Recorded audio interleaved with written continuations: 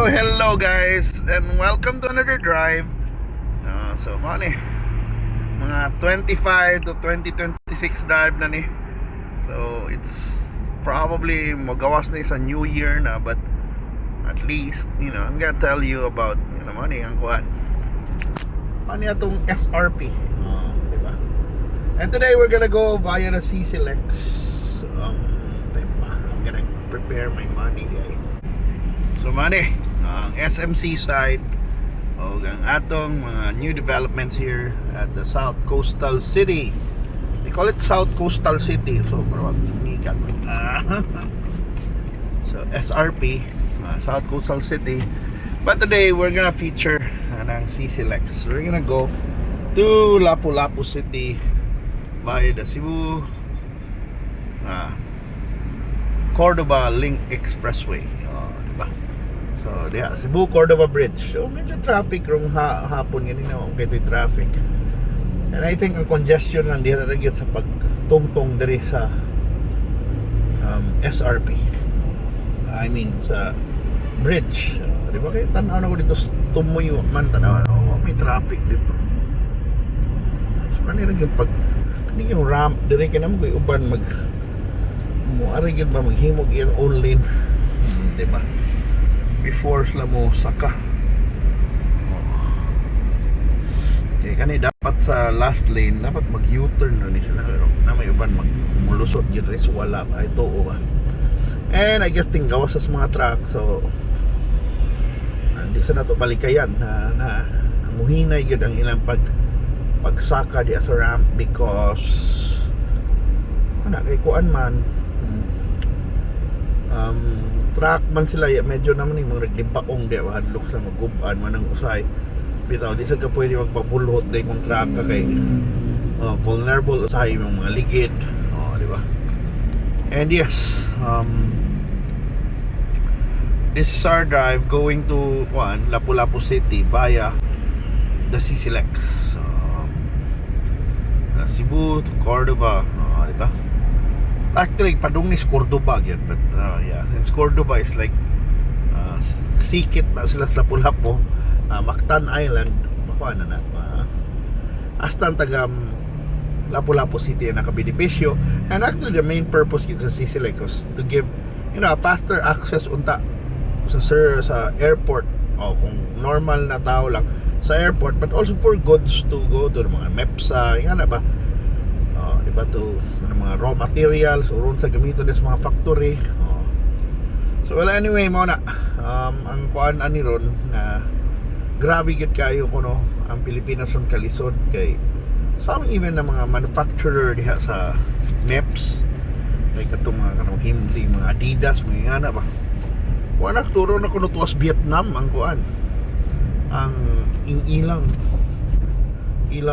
production kay not only ang labor medyo mas barato din gamay dito, but also sa logistics side ba sa ato kinahanglan kun to moagi sa Singapore good ang atong himo tag mga sinina ring kun moagi tag Singapore para ma-distribute sa to the other parts of the world, whereas plus karon sa tariffs pagyud sa from the US kanang medyo favorable kuno ang Vietnam ug ang Thailand kuno makadiretso ra sila pakuan. Hinay lang ta diri kay ang istoryahan lang na bago na disgrasya diri. Nanay namatay, na hit and run pagyud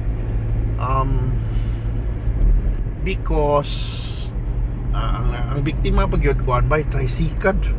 Abot sa tricycad at the wee hours of the morning nakadlawon ba sa tricycad na nabanggag auto imbis bonong tong auto nagpabulhot.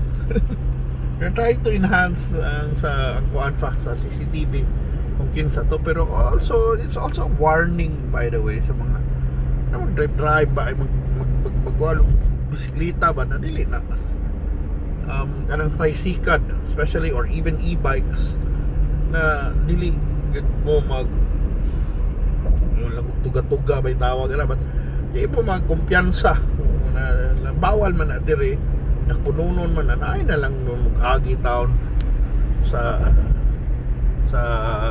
CCLX or dili CCLX kanang sa kuan ba kanang main road ba des SRP CC Lex. Because lagi na, sometimes wa mo dili kayo reflected ang mga lights, wa na suga, di mo maklaro sa gabi, ang sa takali mga gabi, ang mga nag-drive sa gabi, mga wala ba? Sometimes masigwa tagay ba, nakainom na, or nagdali, or nagpabulhot, nakaigo, o panic sad yun na sila sa mo. Although sayop yun sa driver sad, mo lagi na ay sad pagpabulhot lagi bisa paghawan yung daan usahay ba na feeling ni mo ko niya na like wala kalit like kalit mo tungang tao ni mo kalit ako tulang e-bike or tricycle di na gyud ka brake sa dana nagdaga na kag 120 kintahay ana so di lang kita mo kumpiyansa pero wala that's a sad story but a lesson sad na we shouldn't really be careless with driving, especially at night. So kanon pati ang CC Lex, we need more projects like this. I mean, big ticket projects because Cebu deserves it, and Cebu has a very robust local economy, robust Chamber of Commerce, kanang very solid ang tinabangay sa Chamber of Commerce. Cebu has been was in here for a very long time. Number one, before pa lang sa mga Spanish time, kaya ba ng mga Chinese diri sa Cebu. We have been a big trading port already. We've been trading with Chinese way long before we became like known as Pilipinas. Di ba? Naghan kay ko nga na Sugbo rin nga sa una or Swiss Subu or unsa ba na ba, pero ang basta ang reality na kanina isla has been been inhabited by really enterprising traders. So since like wala more than 600 years ago. Pag-aring Magellan na naman to diring mga tao nagkuha naman. I guess na rin mga inchik at that time. So laagan sa mga Pinoy So now we need more connections like this, big ticket projects like this. And I guess even gana atong airport which is busy already, we can has a potential na mas busier pa na. When it comes to tourism, daghan mo pwede to come to Cebu, pero palagi na sometimes we need to learn from the lessons of 2025 na we need more resilient mga infrastructures. Diba? Itong infrastructure importante kaya na, and we need it stronger, better, parang nga diba? Nandaan, more modern. Diba ka naman, we have to be sometimes ang ato mong benchmark lang nato ang say Manila or asa na to benchmark, or Cebu is the benchmark of other cities in the Philippines. And dapat itong benchmark kita sa itong mga kontra karon na dapat na ito palabuan. I mean, may itong kontra but more or in a way competitors na nato sila like mga Vietnam lagi. Tanawang mga daan dito lang ba na hopefully someday this year maka video tabag infrastructures infrastructure of other countries so that we can compare it naman lang, diba? And how ang impact ba?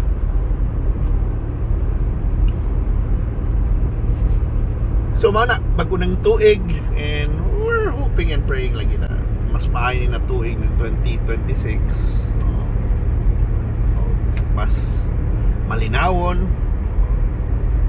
or at least man lang we can solve our issues this time. Or namang naagi accountability kitahay. And I guess we want to hear good news na sad na di lang puro lang kuan ba panira lang, and sometimes maglagot mo sa tausahay sa mga internet. There are people seems to celebrate kung down ang Pilipinas. So dapat dili nga na itong mindset kasi kinsa na naglingkod. We shouldn't wish our country to go bad yun. Diba? Dapat kuhaan kita supportive in a way na we'll do our part as well. So mani ang toll toll fee na mga na class 1 107 na kay city man. Na to kay kailangan 7 kay para dili na maglisod og sukli. Na ko dili rin. 107 ang class 1. Wow, G's na lang. Ang class 1. Ang mga motor, di ba? 60 plus man nila. Or 70 na ba to? 60 plus. Kung ganahan kag mas fast pass, you better get an RFID. Kami may RFID. Low balance na to iya. Yan. Airplano kita katawag sa airplano na niya. Kita ba? Cool kayo, no? So mao na. We just had a quick trip. There is a Sisilek. Masyak lang kung ano man na weird na tanglan sa dadya. Weird ang ilang presyo bang ano 107. That's fine ba. Ilang tagi 110. Pabitaw eh. Ilan ang computation and it's approved. Nandako ng proseso karang pricing ana.